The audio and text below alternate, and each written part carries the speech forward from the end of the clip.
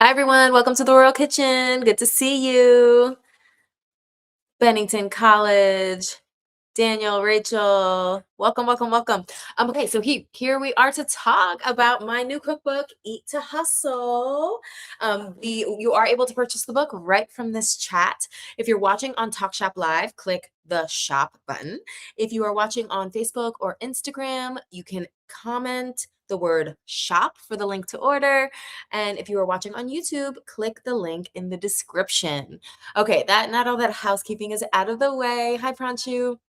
I'm so excited to answer your questions about the cookbook, about plant-based eating, about my routines, about how I fuel. I saw some questions earlier on IG, so I can get to those, but please feel free to drop them in the chat. By the way, you are going to get a signed copy of the book for the Talk Shop Live copies that you order today. So that's exciting. Okay. Oh, speaking of the cookbook, can we have more foam roller core classes? Yes, more are in the mix. I actually think I filmed 2 that will be launched in the next few months. Um, what's the average time to cook a recipe? I love this question. So I created a dumbbell score in the book to let you know exactly the effort. Trying to show you an example to show you the effort that it's going to take to create the recipes. So one dumbbell is 30 minutes or less. Show you an example. Here we go. Okay, so this is tofu cream cheese and vegan whitefish salad from my Jewish brunch. And it has a 2 dumbbell score, meaning it's a moderate lift. So that's something that's probably going to take you more than an hour. There are a lot of 1 dumbbell scored recipes, and that's honestly most of the stuff that I eat on a weekly basis. If I'm meal prepping something like the protein bagels or the protein bread, I'll do that in big batches because those are more involved recipes that I would do on like a Sunday afternoon. But you're going to know exactly how long a recipe is going to take, not only because it's going to be given a time estimate, but also because it's going to give a dumbbell score. Thank you for commenting my sweater. Is there a way to flag any of the questions? Because if I'm answering, I think I'm going to miss them. Hi, Laura from Dallas. Oh, your teenage son will love the vegan recipes. I love it. Oh, and that's something I should say. So obviously this is going to be really helpful for plant-based eaters, especially folks trying to get more protein. But this book is for everyone. I wrote Eat to Hustle because I really wanted folks to widen their protein portfolio, so to speak. So Eat to Hustle is really for someone who wants to have more energy for their next level and eat good food, have better digestion because they're eating more fiber, eating plant-based ingredients and whole food ingredients, so they're less inflamed and they're sleeping better. So really that's what Eat to Hustle is all about. Yep.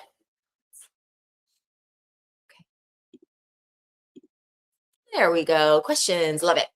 Thank you. That was Sydney from my team. We will be spending all week together. Are you cooking something tonight? You know what? Actually, I can show you what we made tonight. I might be slightly out of frame. This is very real. Okay, behind me, I don't know if you guys, I hope you can see it.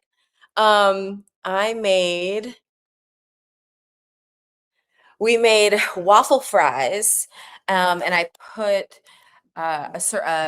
TVP, which is a center. Am I in the center now? Okay.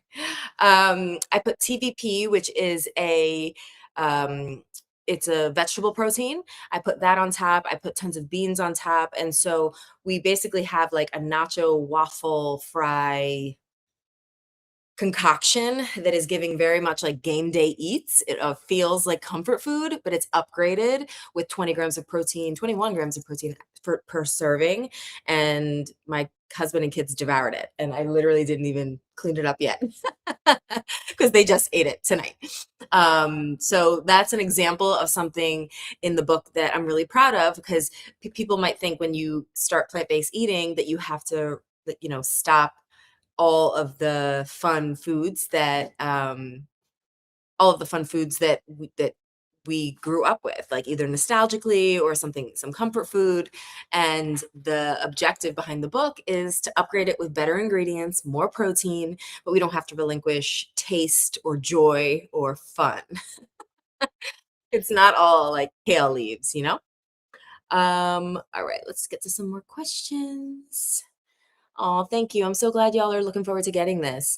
When did you first start eating plant based? I started eating plant based over 12 years ago, and it was a gradual process. I talk about it in the book, my whole food philosophy, my journey to plant based eating, but it started with literally one lunch. I was at a bodega and I was getting my normal, regular chicken salad, and the chicken was undercooked. And so I took a bite and I was completely grossed out. So the next day, I swapped chicken for black beans, and then little by little, I started to develop ingredients and recipes, but like truly one by one. And I was actually not even cooking as much at the time because I was working really long hours. So then I started going like, okay, I'll get some Indian food, I'll get some Thai food, like places where I could get really easily like more plant-based, less meat. And in about, I would say probably 18 months to 2 years is how long that journey took. I didn't go in and throw out every single thing out of my kitchen. I would have thought that would have felt really overwhelming to me. But I did write Eat to Hustle because I wanted to uncomplicate it for folks and then provide exactly what you're getting in the recipe, not only clean ingredients, but protein and macros. And so that's the intention of the book, is that it's uncomplicating plant-based eating, and it's fueling for energy, whether, you consider yourself a plant-based athlete like me or not. Welcome, welcome, welcome to anybody just joining. This is Talk Shop Live. If you are joining on Talk Shop Live, you can click the shop button. If you're watching on Facebook or Instagram, you can comment the word shop for links to order Eat to Hustle, and you will get a signed copy of Eat to Hustle. And if you are watching on YouTube, click the link in the description. Oh my gosh, this Giovanna asks, what's your favorite recipe in the book? That is a really hard question. Okay, so we have so let me show you what the book is broken down by how you would use your energy, right? So it's morning routines. I actually have a chapter called Skip the Lunch Salad because I don't eat salads for lunch. I eat things like burrito bowls and pasta and stuff that's a little heartier because it powers me through multiple workouts a day. So imagine you're coming with me through my day. The first chapter is morning routines. Then we take it into what I would have during the day, like before or after lunch. And then I also have a sandwich chapter because I love sandwiches and I eat bread and I love carbs. Then we have a veggies chapter that's your more traditional salads. We've got like a loaded Cobb salad, the best kale salad you'll ever have. And then we've got dinners, of course, and snacks. I'm a big, big, big snacker. I always prepare food and have snacks with me. Then the game day, like the waffle fries, are from my couch potato cravings chapter. So that's full like stuff that you want to when you're watching a game or you have family over or you're having a cookout, like that's that kind of vibe. With like a buffalo dip, the nacho fries that I made tonight, tofu nuggets, like stuff like that. And every single recipe has protein. Even the desserts have protein. Actually, that chapter is called Desserts with Muscle. And I would say my favorite dessert might be the cinnamon rolls. Drew, what's your favorite dessert? The pie? The pie. Yeah, my husband's favorite dessert is the chocolate pie. Do you have a favorite recipe from the book? Think about it. I'll come back to you. Let's see. I think my favorite recipe from the book might be the I'm from Philly cheesesteak. Like, I'm from Philly. And cheesesteaks are a big deal in the 215. And I wanted to recreate one that was hearty, protein packed, honored the lineage. Like I have my own version of Wit Whiz, and uh, obviously didn't have meat. So that's an overview of the contents of the book for Eat to Hustle. Not super traditional necessarily in how it's organized, but again, it's called Eat to Hustle because I want the people who are reading this book and making the recipes to feel energized. Like if you are ambitious to get to your next level, this is the food that you should be incorporating into your life. I firmly believe that. and it's what I eat and it's what my family eats, and have been for a very long time. What are the biggest misconceptions people have about food and performance? Ooh, I would say one of the biggest misconceptions for sure as a vegan is that I don't get protein and that I just munch on like a carrot stick and go run a marathon. And it couldn't be further from the truth. I have really developed the 75 recipes in Eat to Hustle through trial and error. It's been like, how does my body feel? Do I feel energized? Do I feel tired? How's my digestion? And that is truly like using my energy as currency, using your energy as currency. I think that's the best way for us to assess how we should be eating. And it's individualized, by the way. I just because I'm a plant-based athlete, I'm not here to like finger wag about what you have in your kitchen. I just want to give people options for what I think is a more intentional way to fuel for energy, and longevity. So yeah, I would say the biggest misconception is that plant-based athletes don't get protein or don't get enough protein, or that plants don't have protein because plants do have protein. And then I would say the second biggest misconception about food and performance is that carbs are the enemy, because carbs are actually one of the main sources for endurance athletes like myself. Gina Lee, how exciting is it to have your own cookbook? I can't believe I have my own cookbook, okay? My kids were cooking with me tonight. We were making, I have a candy bar recipe that is like a remix of a Twix bar, but with 10 grams of protein per serving, y'all. 10, yeah, exactly. I know, yes. And anyway, they were helping me make it tonight, and I couldn't bel I really had this thought, like, they don't even get that it's cool or think that I'm cool in any way, shape, or form, but one day, hopefully, this book will still be on their bookshelves. It better still be on their bookshelves, and they'll be able to share this with our family, and, I think I wish I had more of my abuelas and my, like, older relatives' recipes still, like from Cuba and Puerto Rico. And I have remixed the spirit of those recipes. Like I have a flan recipe, I have an arroz y gandules recipe. So I've got some traditional things that I've remixed to be plant-based using traditional flavors like adobo and sazon, but I don't have like their actual like you know, abuela's recipe. I wish. So I'm glad that I get to pass that down. So that is probably the coolest part. And especially because this is super unexpected. I'm far from a professional chef. I don't plate things beautifully. You're never going to see a Pinterest from me that is like, oh, girl, like, look at your bento box. Like, I'm not that girl. I just want to eat food that tastes good. And if it happens to look beautiful for a picture, that's just a bonus. By the way, the food photography in this book, I take no credit for that. That's Johnny Miller and his team. Banana. Look at this. That's a vegan Big Mac, you guys. That's a vegan Big Mac. Anyway, I'm really proud of it, and I love all the food. Which recipe took the longest to develop? Great question. I think it was actually we had a few iterations we had a few iterations of the cheesesteak. We had a few iterations of actually, surprisingly, the kale salad. Because I am such a texture person when it comes to the kale salad, and I think 99% of kale salads are just trash. They taste like they don't. It's just the texture's not right.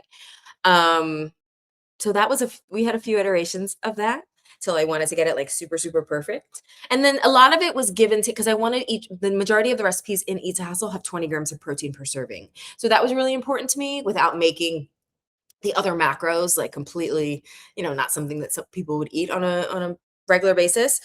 So it wasn't necessarily flavor that we were tweaking, and it was more so like macronutrients, and making sure that we could stand behind every recipe. And not every recipe, some of them are just fun, right? There's a which one is it? Oh, the fried no chicken. There's like a fried chicken sandwich in the book. I'm not having that every Tuesday afternoon, okay? Like that's a fast foody type of dish, but it's so fun to know that you can make that if you want to go ham on some like basically hot honey esque. It's with agave chicken. Like what? Um, for if readers only adopt one habit from the book, what would you want it to be? Count your protein. Count your protein every day. I think that is the biggest shift that somebody can make. And I know we keep hearing like protein, protein, protein. That's like almost stressful to the point that we're hearing so much protein. But that is why I have it literally listed for you, like every single recipe, even this protein matcha latte. Like this is just a cute little matcha drink, 24 grams of protein, right? Like you make the recipe, you don't think about it. And then let's say you made 3 recipes from this book in a day, you would know with pretty good certainty um exactly how many grams of protein you got. And I also give advice in the beginning of the book on l- broad strokes on what based on what kind of lifestyle you have, what kind of protein needs you would have. And of course, you got to talk to your doctor, you got to talk to a dietitian. And I did partner, by the way, with a registered dietitian. She reviewed all of the recipes in the book. She has blurbs and commentary in the book. So we did root it also, in science. Any recipes you had to leave out? Yeah, we did have recipes that we had to leave out. They just kind of were outliers. I wanted to include some maybe more holiday recipes, like things that I might cook for Christmas or Passover, and they just kind of didn't totally fit. So who knows? Maybe we'll have a part two, and it'll be a holiday, like, specifically holiday recipes. Um, Chandra asks, if there are any vegan recipes, they're 100% vegan. It's a completely vegan book. It's a completely plant-based book. So yay for that. Are and no, these are not low carb recipes. That's not my vibe. I'm not a low carb girly.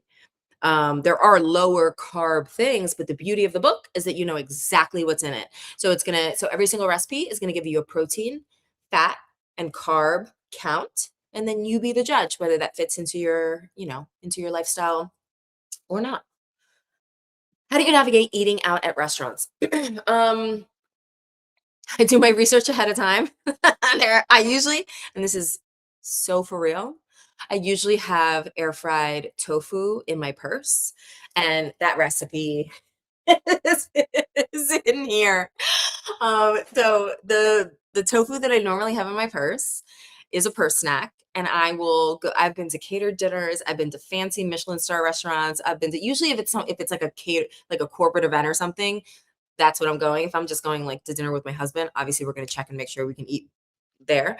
But I often bring protein because veggies, every single place, every place every place that serves food has vegetables. But what's lacking is protein, even though it's actually not that hard to source and not that expensive when you compare what meat eaters are eating at a lot of these events.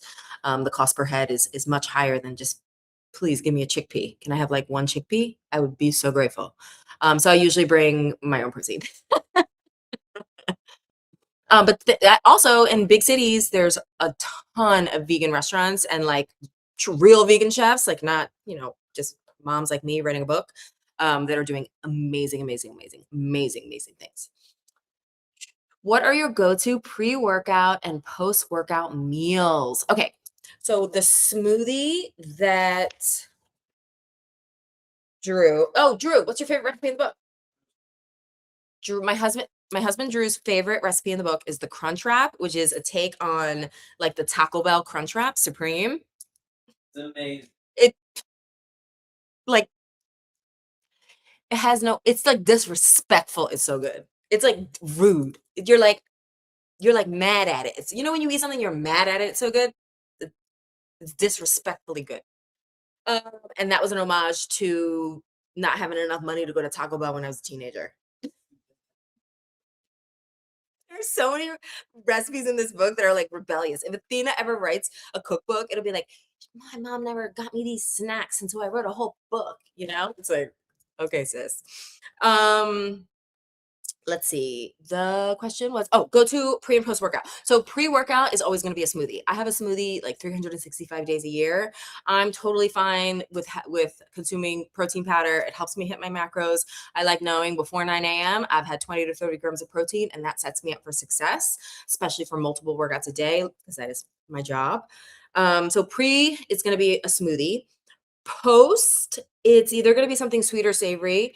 I'll usually have some type of protein oats with me. I have two versions of oats in the book, buckwheat and berry parfaits, and then oh, actually, kind of three: a lentil waffle mix, like lentils, like the lentils collecting dust that are in a dry bag in your pantry.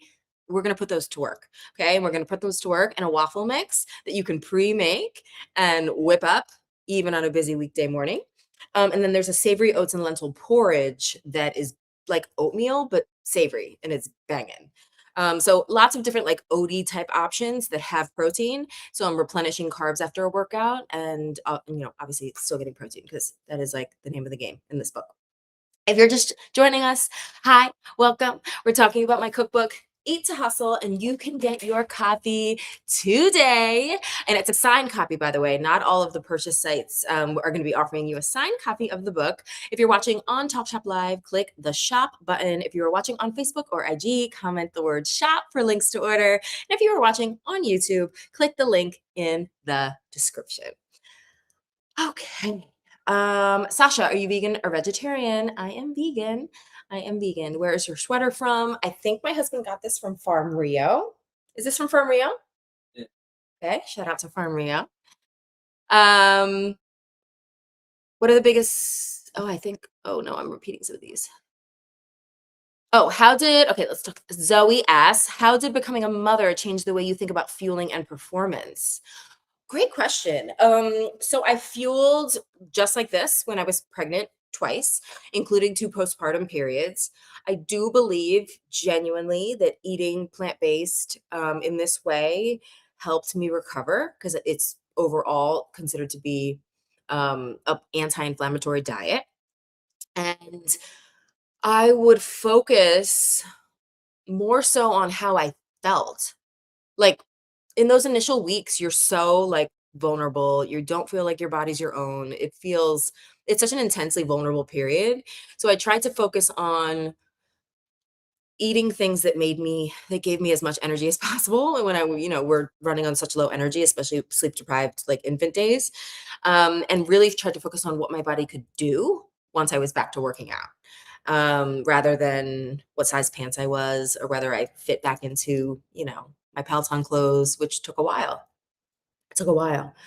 But the food, I remember. So like the mini energy muffins in the snack chapter, I had like a variation of that in at all times when I was during like the early days of breastfeeding, and having that, knowing I was getting good carbs, good fat, good protein, completely set me up for success. Like I had a full little cart of snacks, and one day, do you remember this, Drew Butler, when you ate half of my sandwich?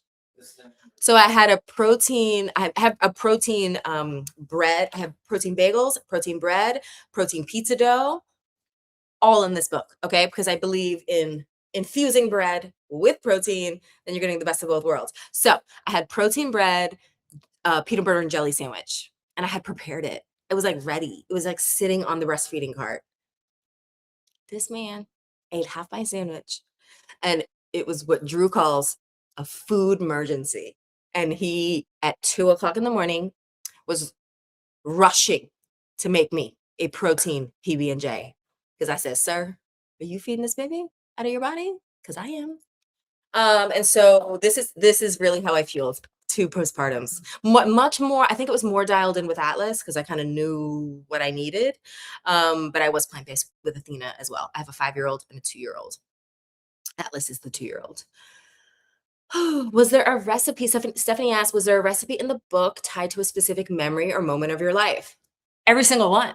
Every single recipe has a blurb, and I describe literally exactly why it's in the book, how I use it, why it's there, what it means to me. There isn't a single, truly, there's not a single recipe in this book that doesn't have context for why it's there and what it means to me.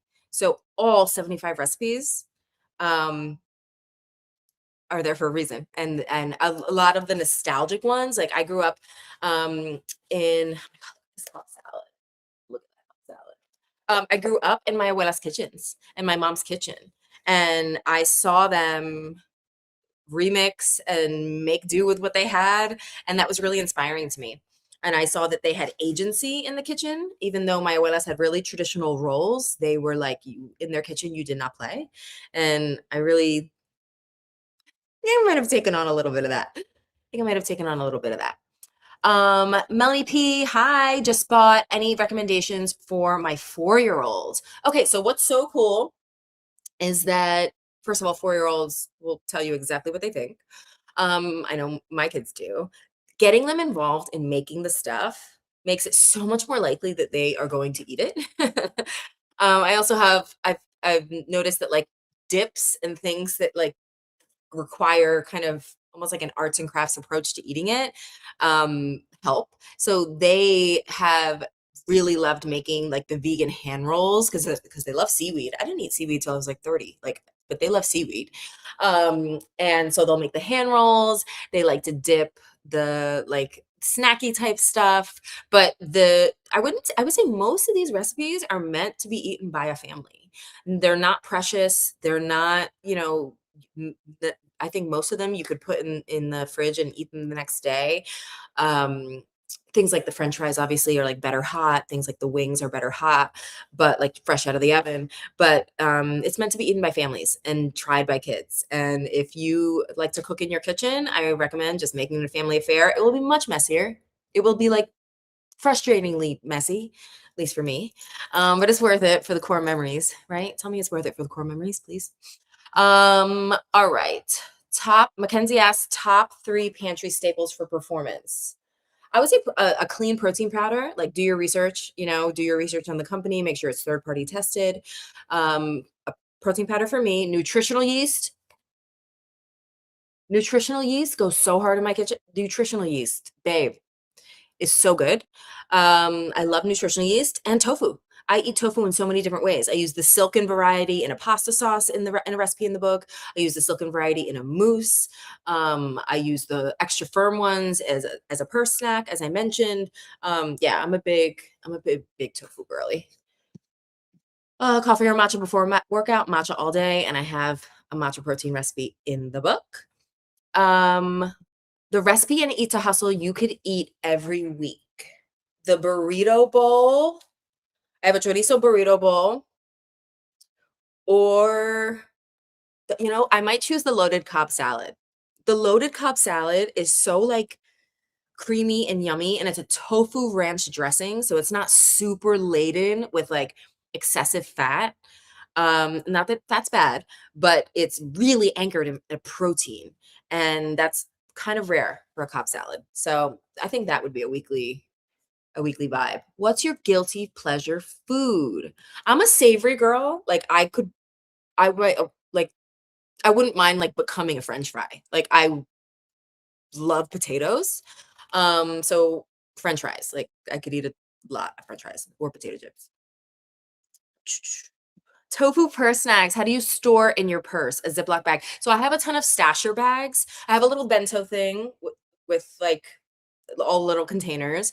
I have stasher bags, and they'll keep great in a stasher bag. Or sometimes it's just, like, old school foil, and it does the job. Jenny asks, food is rarely just about macros. Agree. It's about culture, comfort, and identity. How do you balance performance nutrition with joy and connection in the recipes you created? I mean, exactly that. Like, I wanted recipes that made me feel like I enjoy eating. you know, and you can see, like, I mean, the cookbook is, like, very vibrant. It's very my vibe. These are the cinnamon rolls.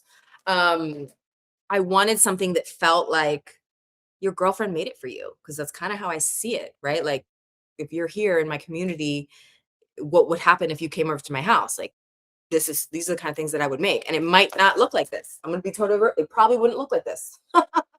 It's not gonna look like this, but it's gonna taste really good. Um, so that is it for. I think that's one of the most proud. I'm so proud of being able to take comfort foods, nostalgic recipes, nostalgic flavors, things that feel familiar, and upgrading them with plant-based ingredients, fiber, and protein. The book will deliver on that, I assure you. And then what's cool is that you can remix it further. Like, you do your twist. You say, you know what, my family grew up doing this and that, and then you do this and that. That's what's so cool. I really consider myself a remix artist in the kitchen.